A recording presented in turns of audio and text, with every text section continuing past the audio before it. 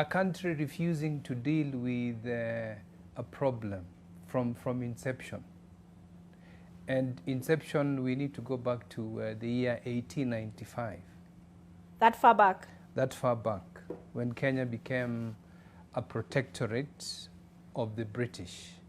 And when the British declared that they were going to alienate certain lands. Alienate meaning they were going to take possession and ownership of land that they felt the natives, and I use natives in quotes, the Africans, were not using. They decided that certain lands were not being utilized economically and therefore needed to be converted to, economic uses. And so they took the land, irrespective of who owned the land at the time. And that is why, for example, we have the perennial Maasai land question. Unfortunately, we then decided in the 1950s that we were going to carry out what were called land adjudication processes. In other words, we were going to use the English system of ownership to determine who owns what land in an African setting. And that then created all kinds of problems, because you had people that did not own land or did not own all of the land, because when you're talking about land ownership, it relates to very many things. We talk, when I teach property law, I talk of property rights as a bundle of rights. So in the African setting, no one really has control over the entire bundle. It's usually a bundle of 9 or so rights. So some is just to use, some is just to take fruits from it, but you can never, in the African setting, it was very rare that somebody could actually have the right to transfer that land. But wait, question, is this what we refer to as community land? Community land. Yes, so it's community because it is owned, different individuals in the community have different rights to the same land. But so the English come and they introduce a completely different notion of property, which says that one individual can have everything, all of those, everything in that bundle. They can control everything in that bundle, including selling the land. And so they came up with a process of adjudication, and then we have to determine who owns this land. This was in the 1950s? In the 1950s, you know, and this is around the Mau Mau times. So the Mau Mau have gone to war. Somebody is busy adjudicating and determining who owns the land, when the real owners have gone to battle. The real owners come back and find their land has been taken. Something happened in the coast, and this was through the Land Titles Act. And so, and part of the challenge is ignorance, because you see, you're dealing with an alien system. People don't understand that actually what is going on now through this adjudication process will then make someone owner of some land. So some people were not even aware, did not participate in it. They wake up someday and they're told this land belongs so and so. And so you find people that are squatters in their own land. And so that is a fundamental problem that we've had. And then we said the country refused to deal with it. At independence, the British then say, we will give you a constitution. We did not participate as citizens in this constitution. And in this constitution, we will protect existing property rights, irrespective of how they were acquired. So you've already created an injustice. Because you're already saying that the British took away your land, gave it to someone else. This someone else now has rights that are protected, and they're going to be protected by the Constitution. So an injustice is already established. How then do you deal with it? And then the British were also very clever. They said, how do we retain this system? Let's create an African landed gentry. And how did they create the African landed gentry? They said, let us govern through chiefs, the native chiefs, in terms of how governance works. So when they said, well, now we want to leave Kenya, to preserve our own interests, we're going to create people, we're going to give the property to people that will protect our interests. Who are the people that are most likely to protect our interests? It is the native chiefs and their scions. And so you had a system where the native chiefs' scions, I mean, their children were being sent to the Oxfords, the Cambridges of this world. They come back and they're the rulers of Kenya. And they're the people that much of this property is also transferred to. Willing buyer, willing seller. They say, but we have given it to these people by a process of law. And so they come back and say, but we have acquired this land legally. The Constitution protects our rights. And so that problem is perpetuated. And then in the 2000s, we then decide, let's have a land policy. Let's try and deal with this question of historical land injustices. And so we have a very elaborate, if you look at the National Land Policy of 2009, it has very, very good provisions on how to deal with historical, what we call historical land injustices. Unfortunately, this then does not find its way into the Constitution of 2010. And so if you look at the Constitution of 2010, it is very hazy on how you deal with the land question. In fact, it's just kicking the way you kick a problem that you don't want to deal with, you kick the back, yes, kick it forward. And so it continues. You kick it forward. Nobody wants to deal with it. And then remember that you have to deal with these landed gentry.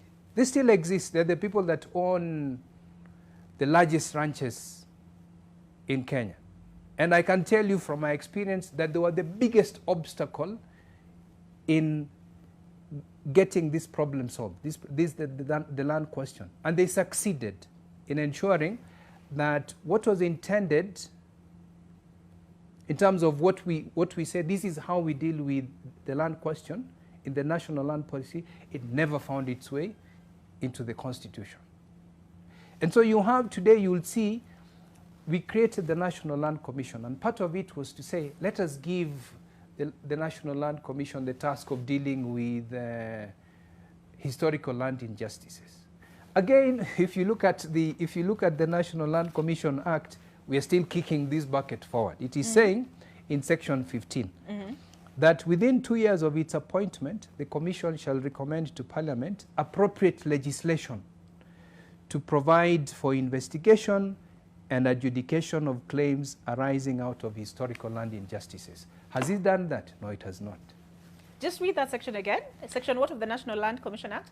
Section 15. 15, The Commission shall within 2 years of its appointment recommend to Parliament appropriate legislation to provide for investigation and adjudication of claims arising out of historical land injustices.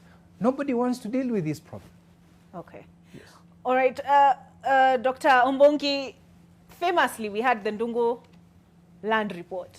The provisions in the TJRC Commission's report in this regard as well.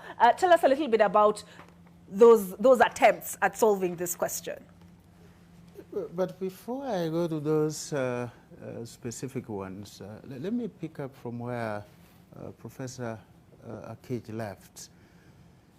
One point that I need to emphasize from what he was saying is that the land question, the land problem, has actually always been with us. Prof, it predated colonialism. It didn't start with colonialism.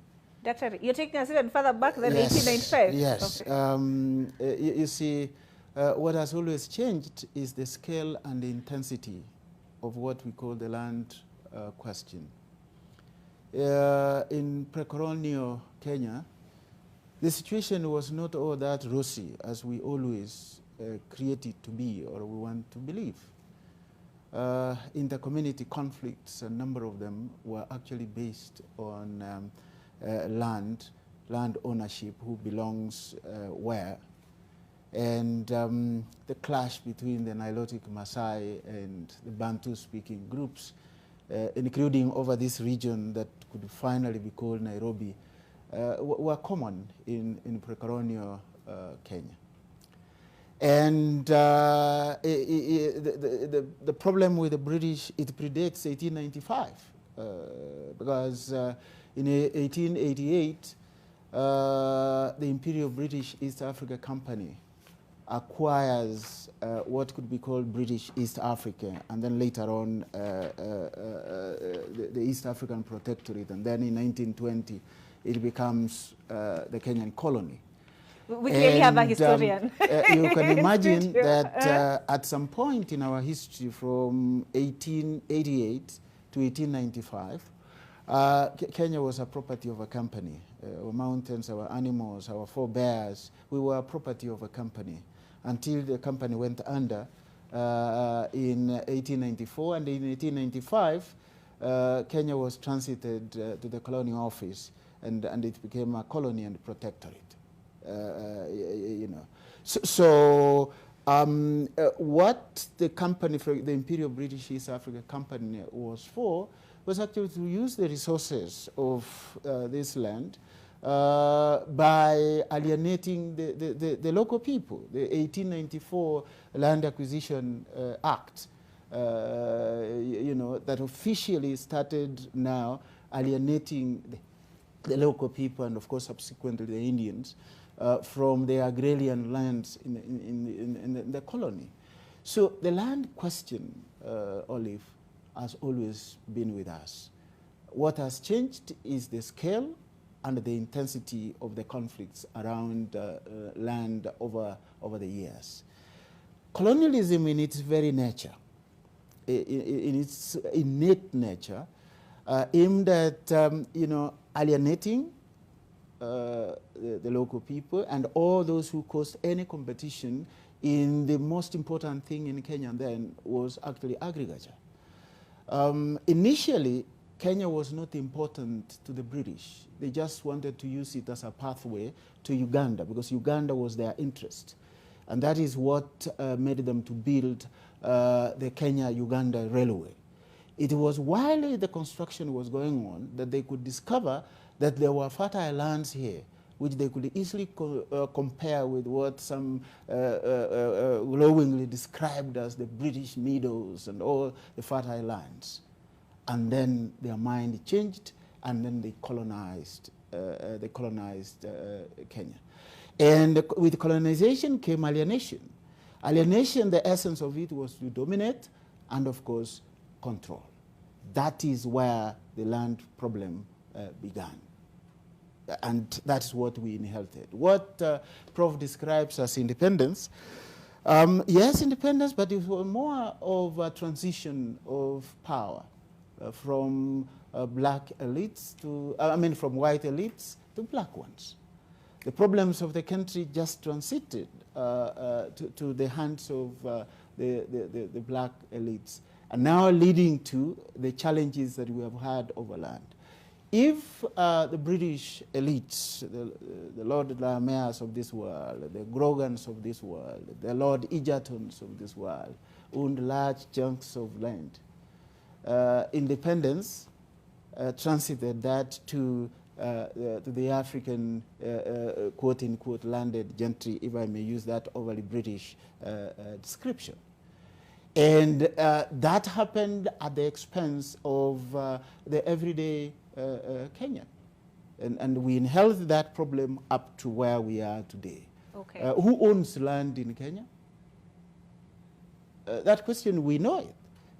The political elites, the founders of the Kenyan state in post-colonial Kenya, and all the people either related to them or their supporters and the rest.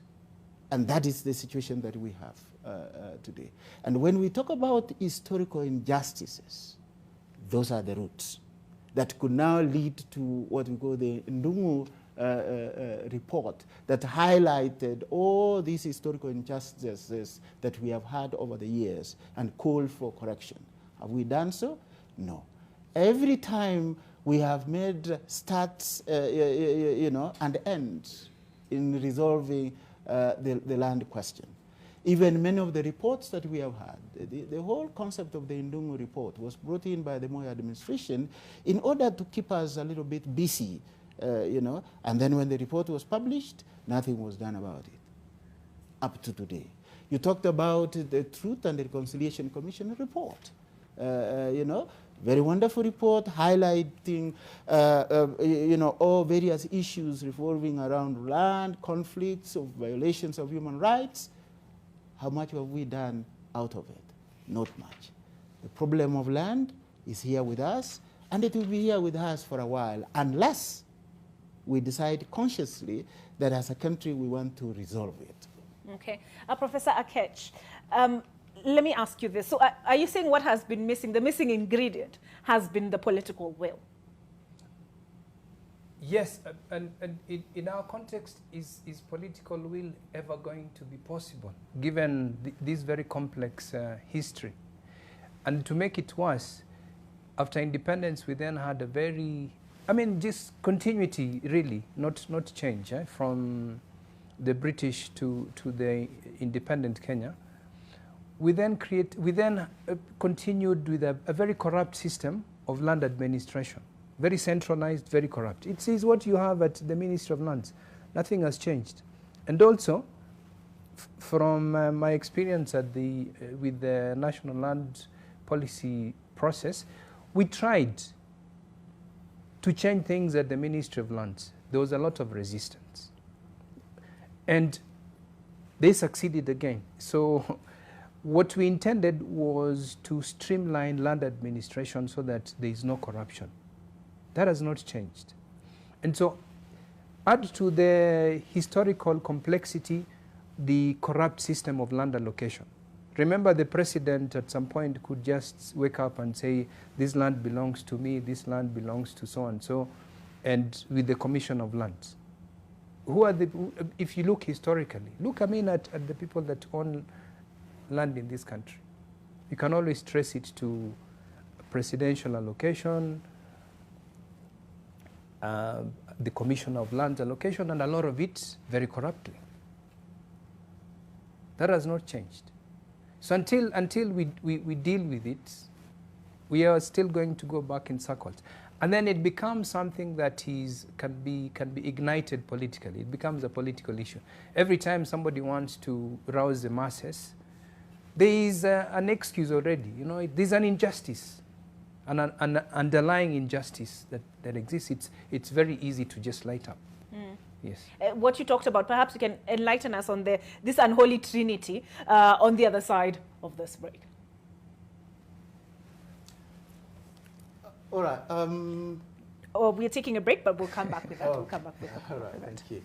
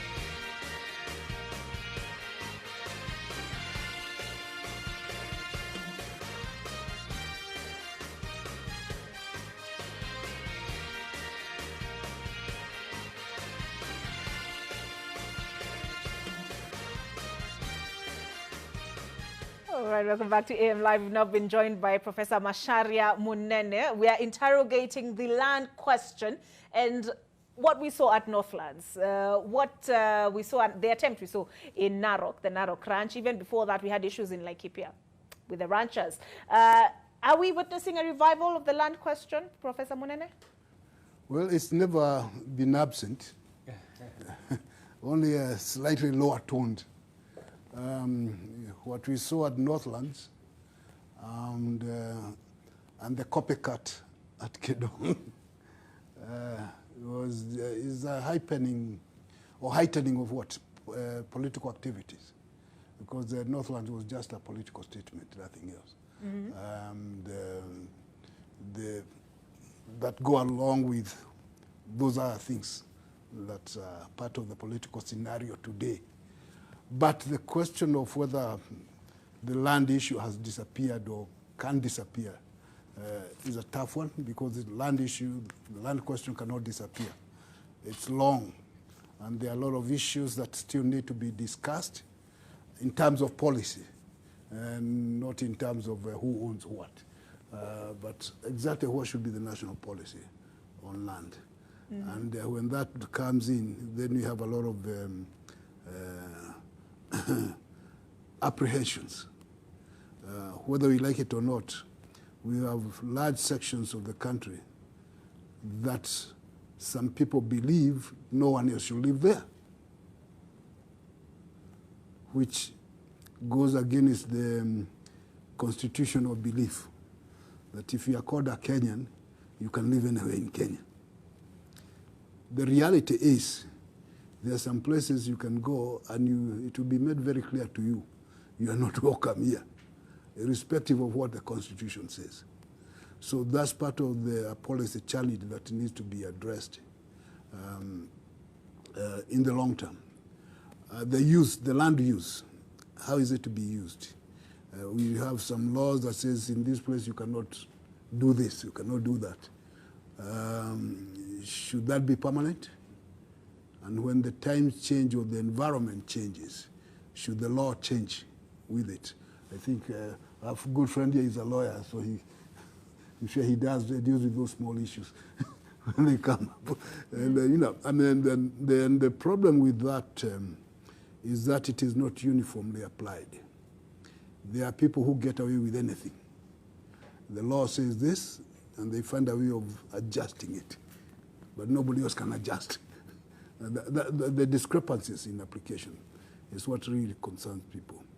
As to whether there are people who should be having what the Romans used to call latifundious, it's another matter. And now we are making people buy air, the flats in the air, with no, very expensively actually. So you wonder how things are going to go. So the land issue is here. I don't know whether we have adjusted the colonial policies properly. Back in 1915, when they said everything in Kenya is crown land, and the people there are simply tenants, and they're just property in the place, something like that. And when they went to court, the Supreme Court said you have no business complaining, because. Can we help the professor with the? There you go. So the Supreme Court wasn't Judge Bath. They said you have no business complaining because natives have no rights on land matters. Have we really adjusted those things? And what is it that happened at independence on the land question, which was very emotive? It was not very clear, although they told us that it's a willing buyer, willing seller policy, without saying up to how much or how low. And which seller is this that was willing? And who is sellers could be persuaded to be willing, especially if they are known buyers waiting. And so you persuade the seller to be willing. The principle, and it remains, the very murky, and that's why we hear now at every point of political tensions, it comes up. And it is not going to end now. Although it's good that Ruto and Raila are talking, and maybe to lessen down but the issue of land itself will not go away until it is properly addressed. Okay. Dr. Ombongi, there's something they've repeatedly talked about, and that is the politicization of the issue, both Professor Akech and Professor Munene. Perhaps you can tell us what inspired the lecture, The Unholy Trinity? Well, what I call the Unholy Trinity, although some people were not very happy with the use of the phrase, but I still insist it is an Unholy Trinity, is the intersections of land, electoral politics, and identity, where identity here is basically ethnic identity. And my fundamental argument in this was just simple, that electoral politics in Kenya are ordinarily conducted, particularly in areas where there are land disputes, through the lenses of ethnicity. You go to Naivasha, you go to Molo, you go to Ban Forest, you go to Transmara, you go to an area between, Sotik and Nyamira, called Borabu. The politics of these areas, electoral politics, is closely tied into community identity, which continues a pattern that we have in the country, that every time we want to address a fundamental issue, there is a tendency of us taking recourse to the small universes of us and them, we and them. And this we and them takes the dimension of communities. And hence, the infamous land clashes that we have had every election period. I wonder why we don't call them election clashes, but we call them land clashes. Because land is used as an excuse of saying, you don't belong here, so you have to leave. And this normally happens at election eve, which is aimed at evict, quote unquote, the foreigners, so that things can go my way.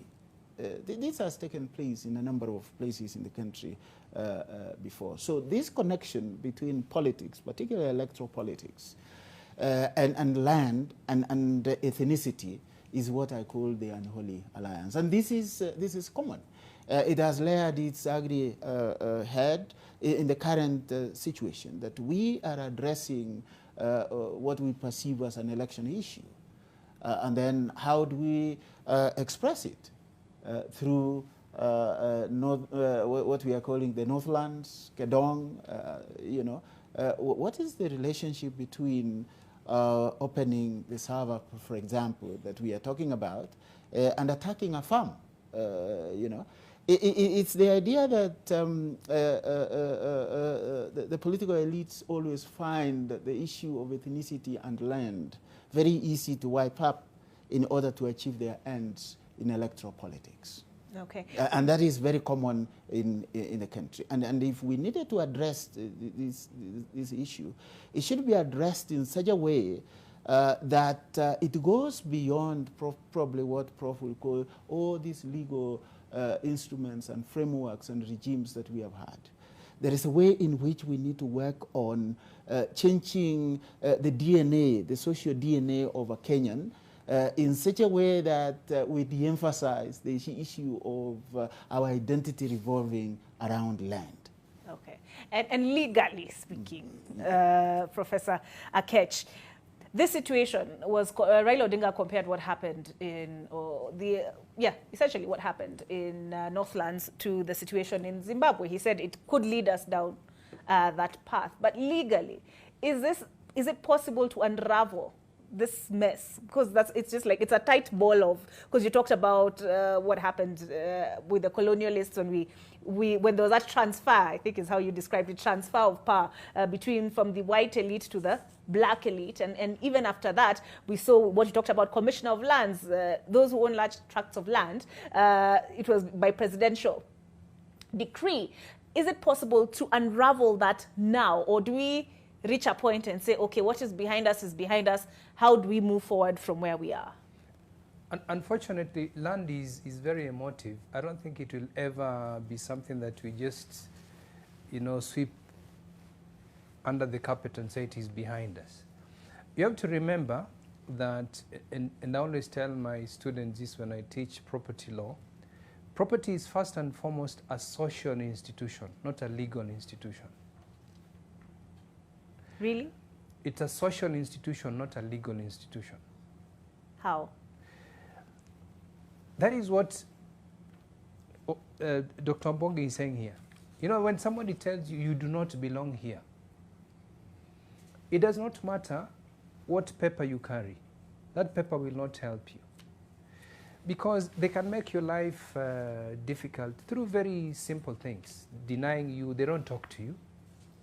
Yes, you own the land, but nobody talks to you. Nobody socializes with you. You cannot cross their lands. They make your life very difficult. So first and foremost, if you own property somewhere, the people that you live with have to accept it. It has to be legitimate. And it is that legitimacy that has not existed since independence days. We chose when we wrote the land policy, we chose 1895 because that is when the British, through the protectorate, then acquired the power to make legal decisions over the territory that is now called Kenya. But from that date hence, you began creating very illegitimate rights over land that other people claimed. And these people, through generations, those stories never end.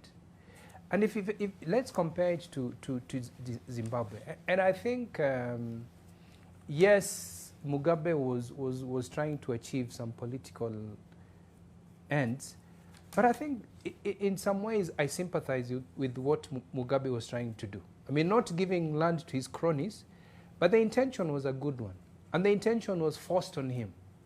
Because at independence in 1980, the British told, as part of the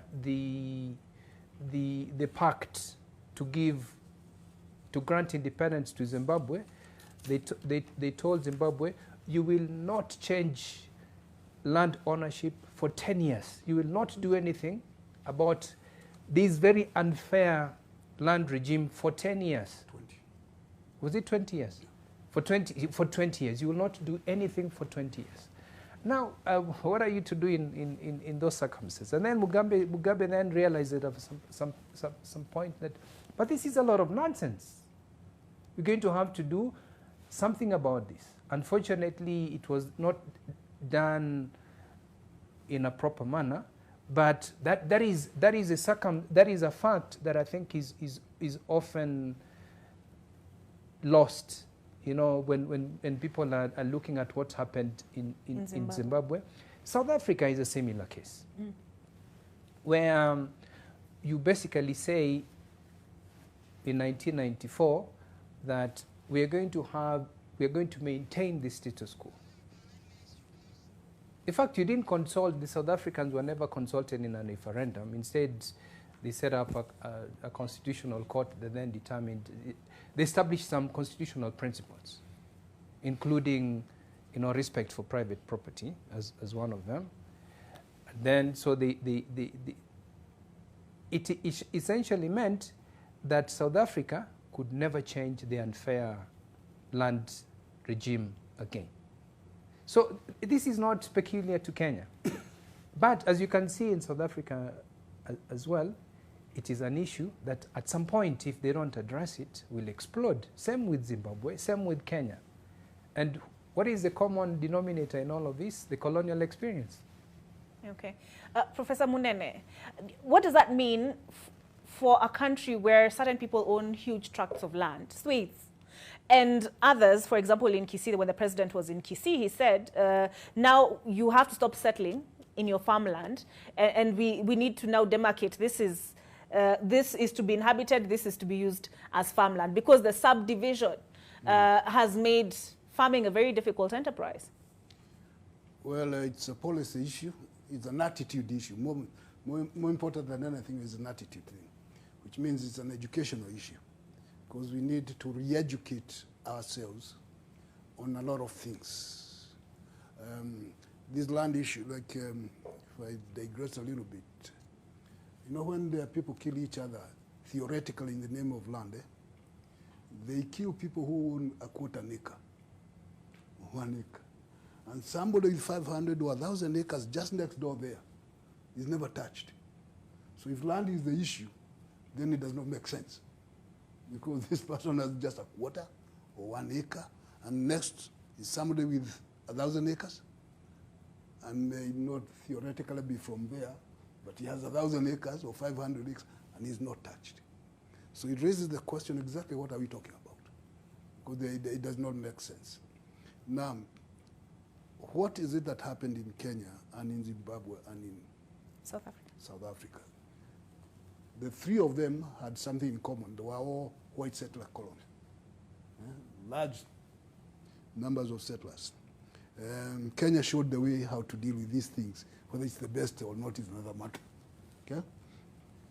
Kenyatta, Jomo, is the architect of these things.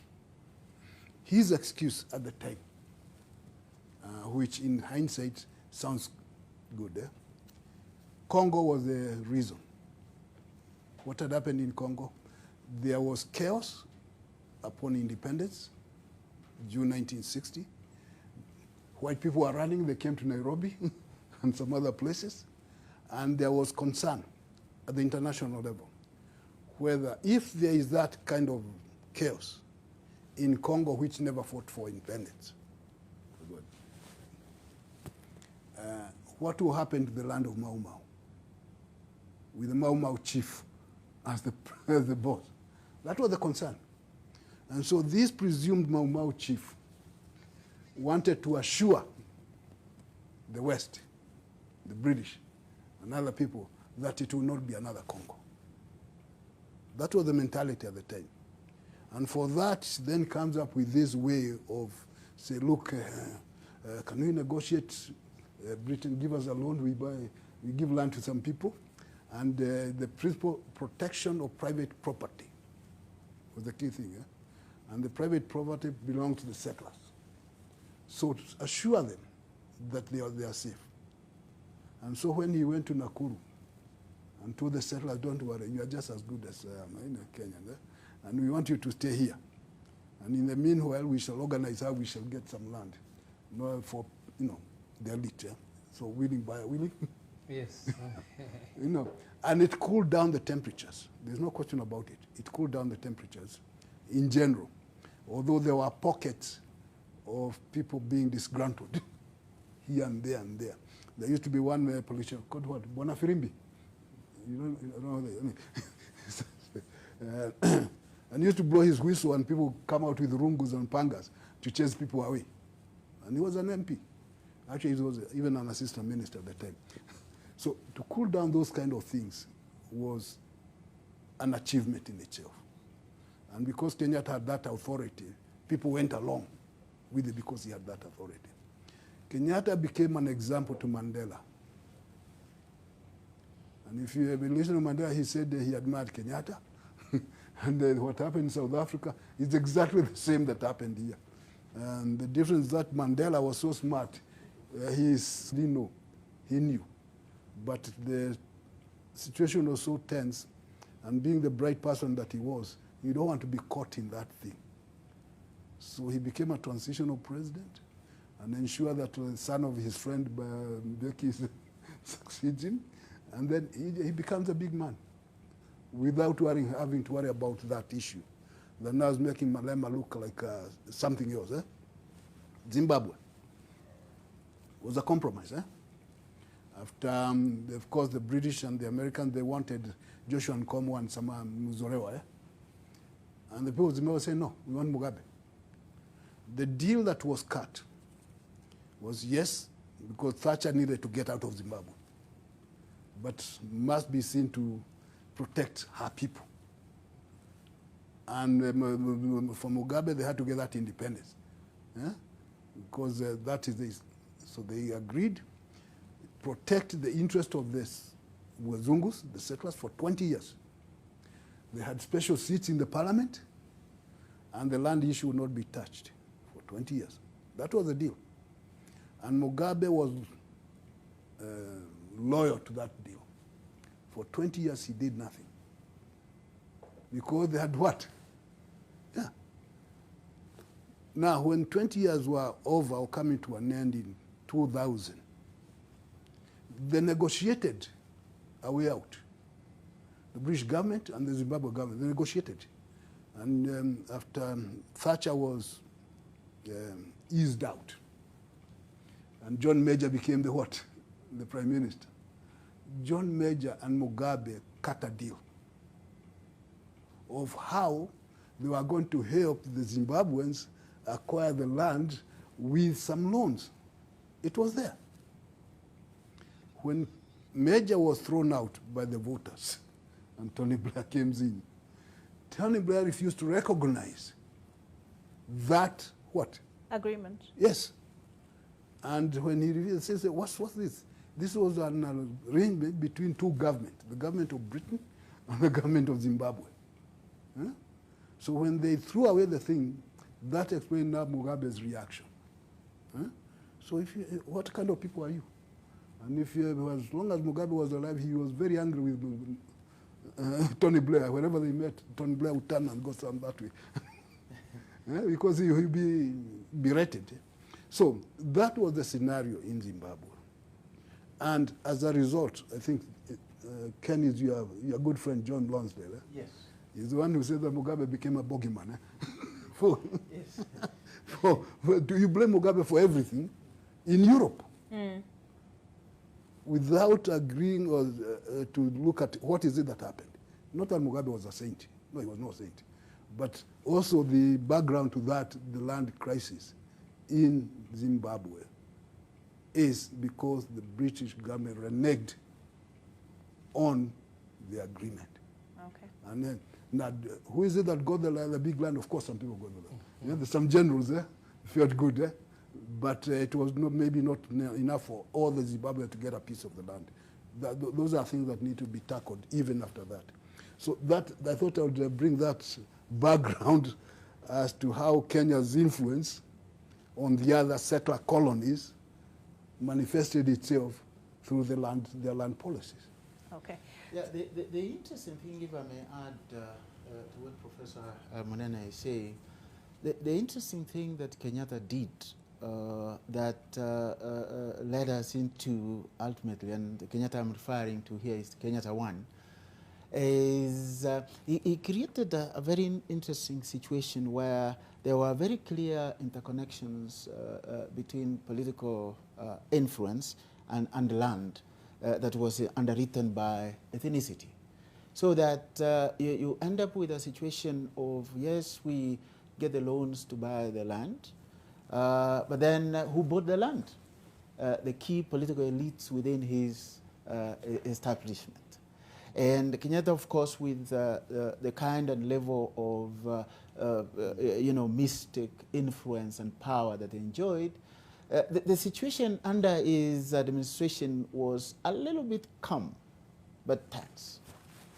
And we have actually inherited that idea that in the country at the moment, largely, political hegemony and land go hand in hand, and the whole scenario is underwritten by ethnicity and very strong ethnic sentiments. Okay. So that when people move and attack the northern lands, as we call them, or Okedong, then many people see it through the eyes and the lenses of ethnicity.